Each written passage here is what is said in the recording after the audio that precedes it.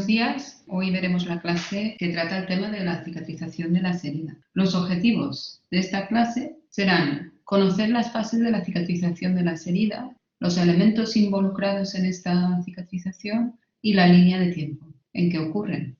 También conoceremos el proceso de cicatrización en diferentes órganos y tejidos y, por último, vamos a aprender lo que son los tipos de cicatrización de herida que podemos tener. Tener en cuenta que la cicatrización de heridas es un proceso biológico muy organizado que se inicia por lo que es una lesión tisular y finaliza con la restauración de la integridad tisular. El resultado final de este proceso de reparación se llama fibrosis y lleva una cicatriz en todos los órganos del sistema, con dos excepciones, que pueden ser el hígado y el hueso, donde la cicatriz no se llega a visualizar una vez cicatrizado. Los cirujanos y los odontólogos y cualquier persona que vaya a realizar algún procedimiento donde se produce una herida deben entender el proceso de cicatrización para poder entender y disfrutar de la relación estrecha que hay entre la reparación de heridas y la cirugía. Y la cirugía que hacemos los cirujanos pueden influenciar esta cicatrización de heridas con una gama de tratamientos tanto farmacológicos como quirúrgicos para intentar que esta cicatrización de herida sea lo más rápido y lo más eficaz posible para cada paciente. La cicatrización de heridas habitualmente se describe que ocurre en tres fases principales, a veces cuatro, pero generalmente son tres. Y lo que más comúnmente ha acordado es que tenemos tres fases que van a ser la fase de inflamación, la fase de proliferación y la fase de remodelación. Vamos a ir viéndolas a lo largo de esta línea de tiempo, viendo qué elementos participan en cada fase y qué cosas ocurren en cada fase. Entonces, la primera fase que vamos a ver será la fase de inflamación. Y esta fase tiene dos subfases que van a ser la fase precoz y la fase tardía. Entonces, durante la fase precoz, ¿qué es lo que ocurre? Bueno, pues tenemos, imaginaros, se produce una herida, pues tenemos un sangrado y ¿qué es lo que tiene que conseguir el cuerpo? Una hemostasia adecuada. Entonces, durante la fase precoz de la inflamación, lo que ocurre es que tenemos una migración de plaquetas, tenemos una dilatación de los vasos sanguíneos y la producción de un coágulo para producir esta hemostasia. En la fase inflamatoria más tardía ya hemos conseguido esa hemostasia adecuada y entonces aquí ya lo que vamos a hacer es preparar esa herida para la cicatrización. Entonces, durante esta fase lo que vamos a tener es no solo una vasodilatación, como una fase precoz donde se aumenta el tamaño de los vasos, sino un aumento de la vascularización, ¿no? Entonces aquí tendremos un mayor número de vasos sanguíneos. Y con esto conseguiremos que se transporten los nutrientes que son imprescindibles para la cicatrización de la herida.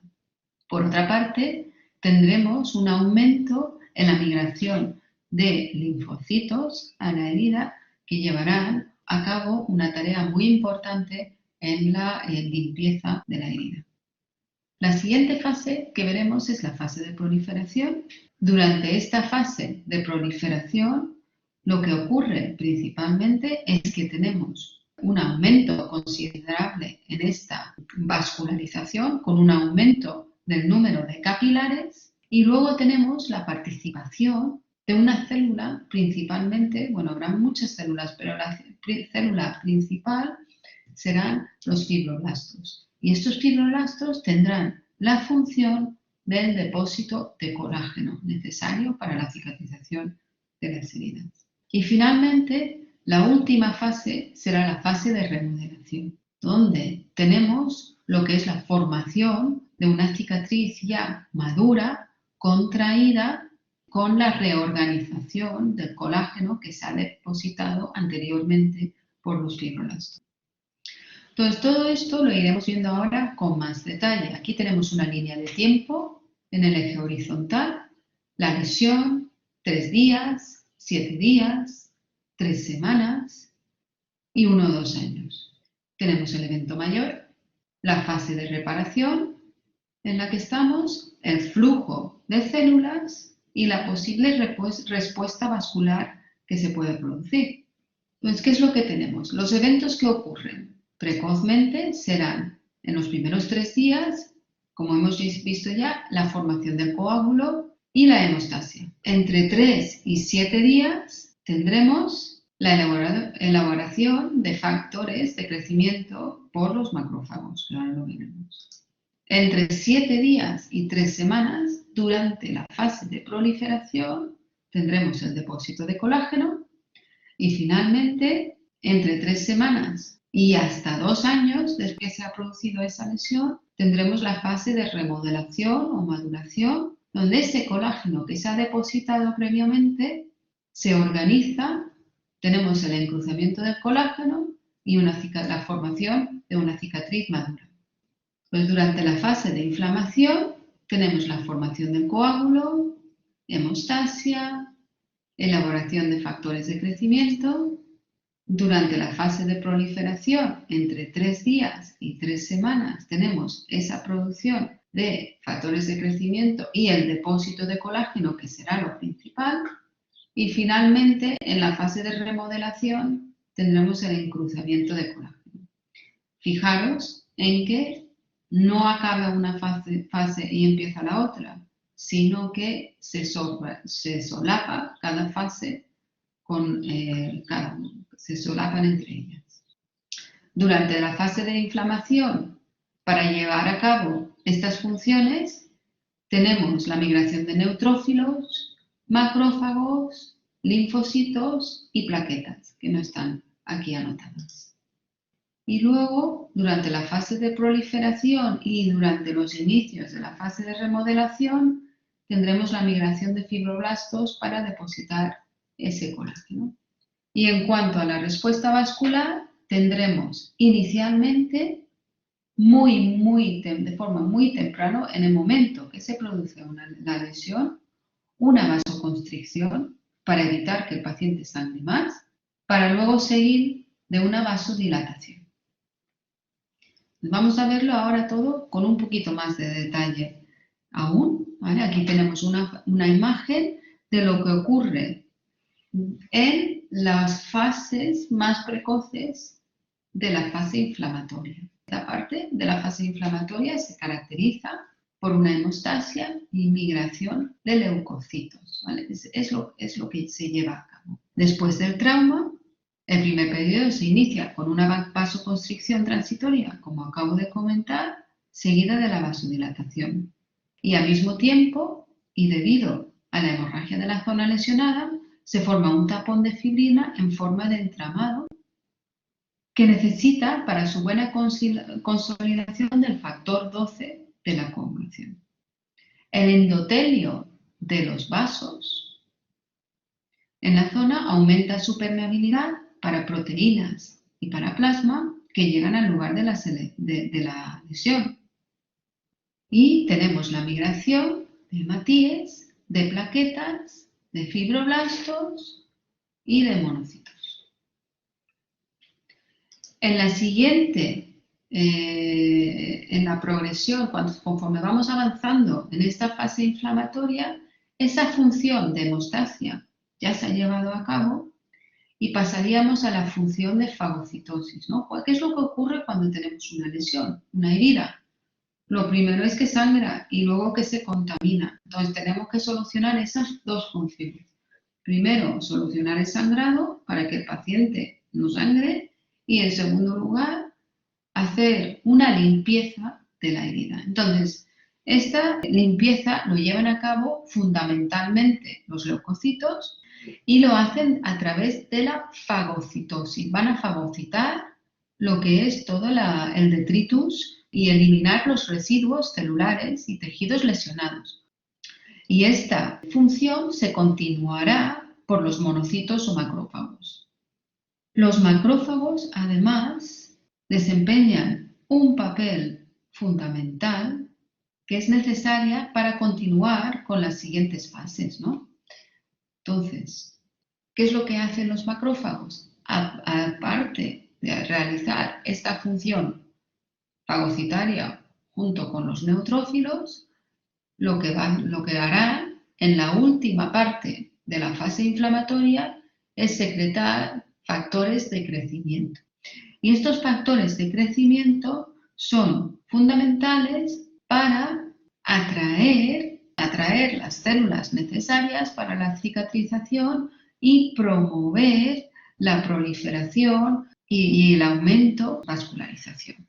Y a la vez que se está produciendo todas estas funciones que ya hemos visto en la zona profunda de la herida, en la parte más superficial tendremos lo que es la formación de la costra. Aquí tenemos la fase proliferativa. Ya hemos acabado con la fase inflamatoria, la fase de hemostasia, la fase de limpieza de la herida, la secreción de factores de crecimiento, la migración de células, ¿no? Y pasamos a la siguiente fase. Y durante esta fase vamos a tener dos eventos principales. Una será la migración de queratocitos para producir esta costra y que se vaya cerrando la herida, y el depósito de colágeno por los fibroblastos. Entonces, este depósito de colágeno será necesaria para la regeneración de todos los tejidos que tenemos en la herida. Entonces, a poco de tiempo de la aparición de los fibroblastos comienza la síntesis de colágeno y de la matriz extracelular. La dermis está compuesta predominantemente de colágeno de tipo 1. Esto será un 80 o un 90% del colágeno que tenemos en la dermis. Y luego tenemos el colágeno de tipo 3, que inicialmente aumentará, pero luego irá a menos y constituirá un 10 o un 20% de colágeno que tenemos en la herida. Conforme aumenta el depósito de colágeno, aumenta la resistencia a la tracción de la cicatriz, ¿vale? Entonces la fuerza que tiene la cicatriz irá aumentando progresivamente, y durante la fase de remodelación, donde se organiza todo ese colágeno, llegará la fuerza máxima de la herida. Aquí en esta tabla tenemos los tipos de factores de crecimiento que se van secretando por los macrófagos principalmente, y vemos qué función tienen estos factores de crecimiento. Tienen diferentes nombres, pero básicamente tendrán unas funciones de atraer la quimotaxis, ¿no?, para leucocitos, macrófagos, fibroblastos, células del músculo liso, y promoverán la angiogénesis, ¿no? Estimularán la proliferación y migración de queratinocitos. Entonces, dependiendo del tipo de factor de crecimiento, tendrán diferentes funciones que consisten básicamente en la quimotaxis de las células necesarias para la regeneración de la herida y en la angiogénesis, la formación de nueva vascularización. No es necesario que os aprendéis de memoria lo que hace cada tipo de factor de crecimiento, si bien es conveniente que sepáis que existen y que tienen estas funciones.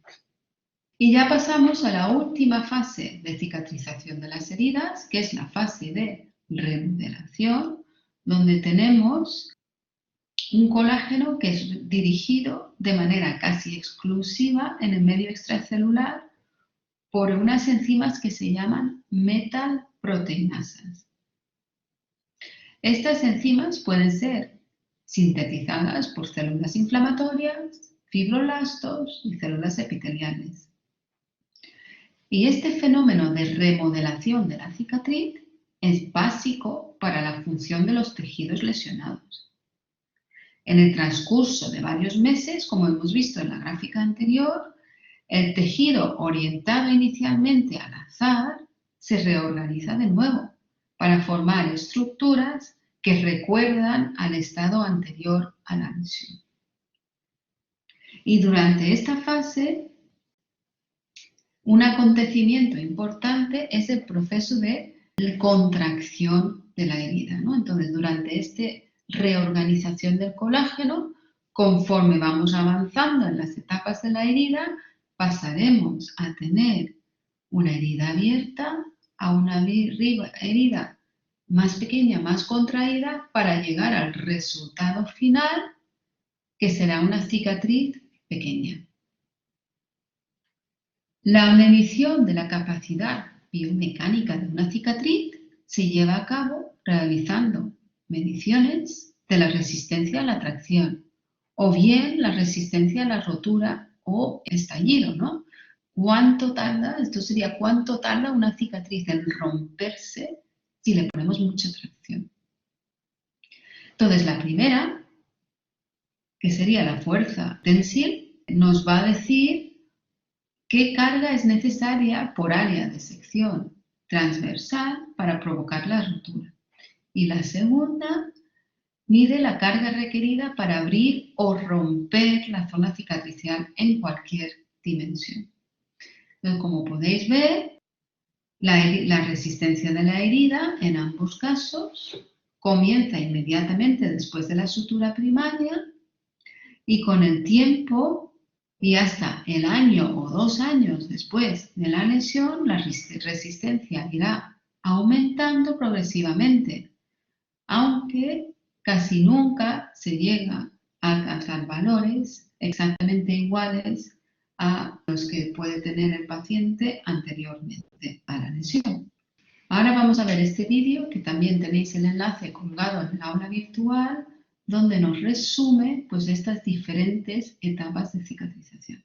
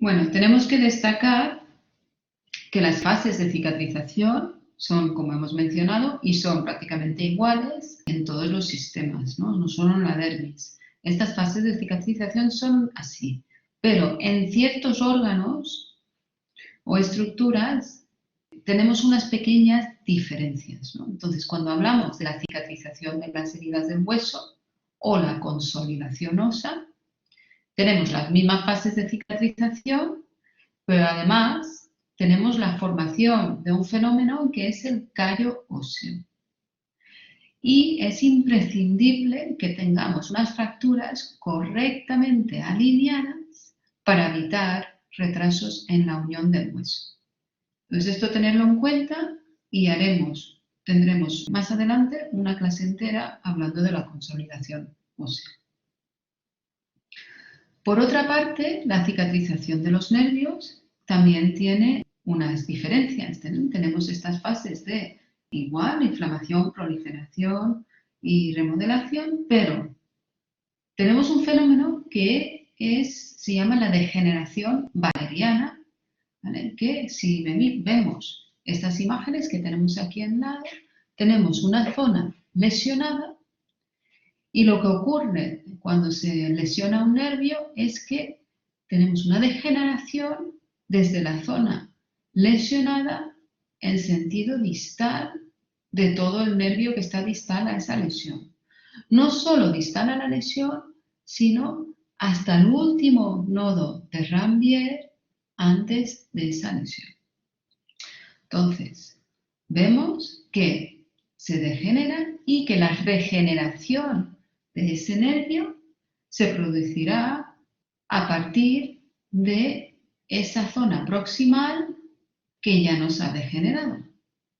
Por lo tanto, cuando hacemos una sutura de un nervio, esto lo tenemos que tener en cuenta, porque si tenemos una lesión aquí, en esta zona, por ejemplo, o esta zona de aquí, y no tenemos en cuenta de que el nervio se va a degenerar desde aquí hasta aquí y hacemos una sutura sobre esta zona, a sabiendas de que se va a degenerar todo esto, pues esa sutura fallará y tendremos una mala aproximación del nervio que llevará a un sobrecrecimiento del nervio y complicaciones a posteriori, como lo que pueden ser la formación de neuromas. Los tendones también tienen algunas particularidades, tienen las mismas fases, pero luego tienen una aportación de nutrientes y de elementos esenciales distinto a las otras estructuras. Les van a llegar de forma intrínseca a través del flujo sanguíneo, como en todos los órganos, pero además tendrán una difusión sinovial. Y también tendrán una formación extrínseca mediante adherencias fibrosas entre el tendón y la vaina. Y también es importante destacar que cuando hablamos de la cicatrización en los tendones, que pueden tardar hasta 6 semanas en tener una fuerza tensil adecuada y que por lo tanto debemos mantener el paciente o esa zona inmovilizada hasta que alcancemos esta fuerza tensil. Hay varios factores que afectan la cicatrización de las heridas.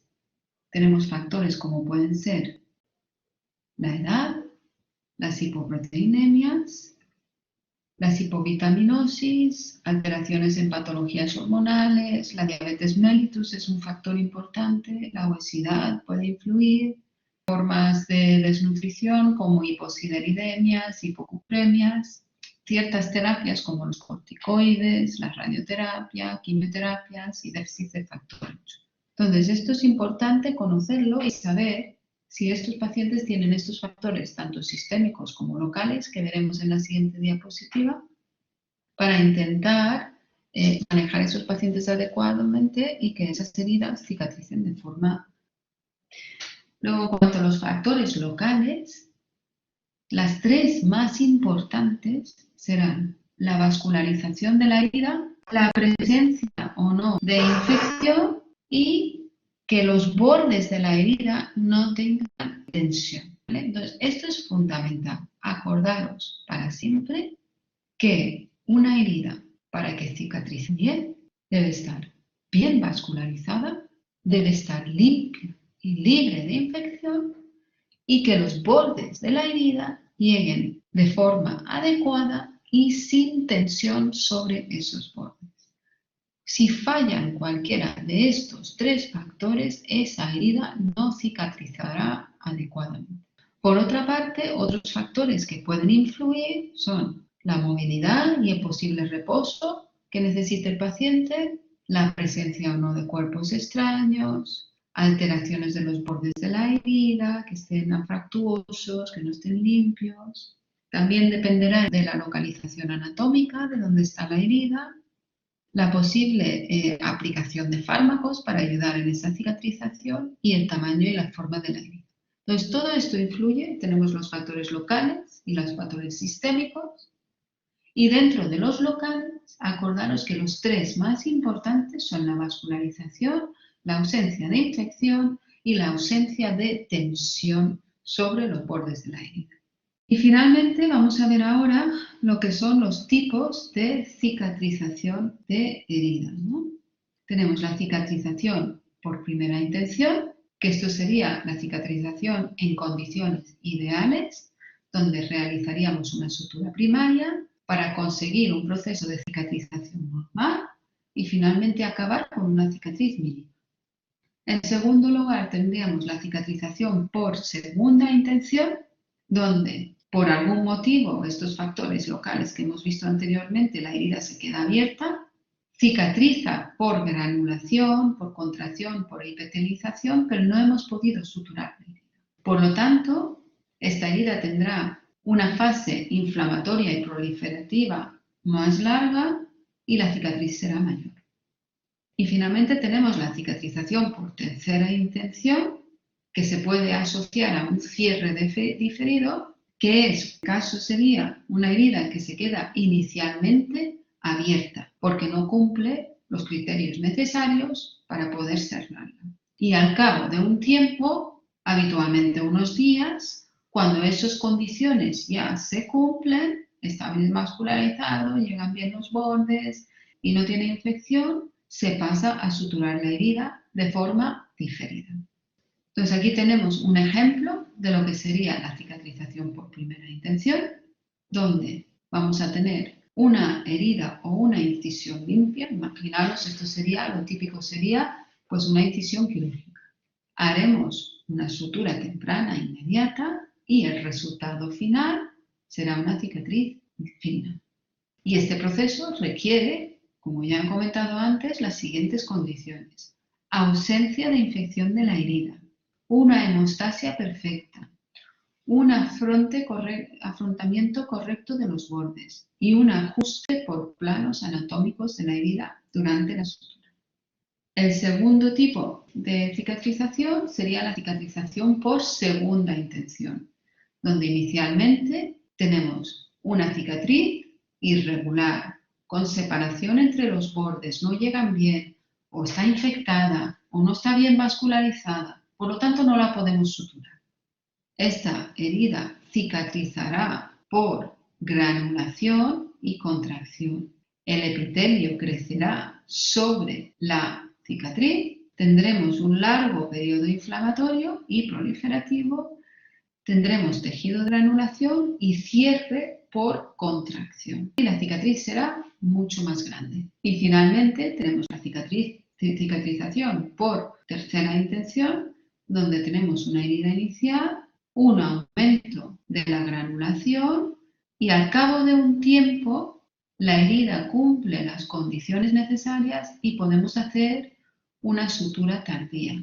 Entonces esto se hace en heridas contaminadas, sucias, infectadas y traumatizadas. Se dejan abiertas inicialmente y a partir de 4 días en adelante, incluso puede ser después de 2 meses o 3 o cuando consideremos, que observemos el tejido de granulación limpio, se cierran mediante intervención quirúrgica. Y este cierre puede ser una sutura primaria o puede ser mediante el uso de colgajos o injertos si vemos que los bordes siguen sin llegar bien, a afrontarse bien sin tensión. Y ya hemos acabado por ahí. Muchas gracias.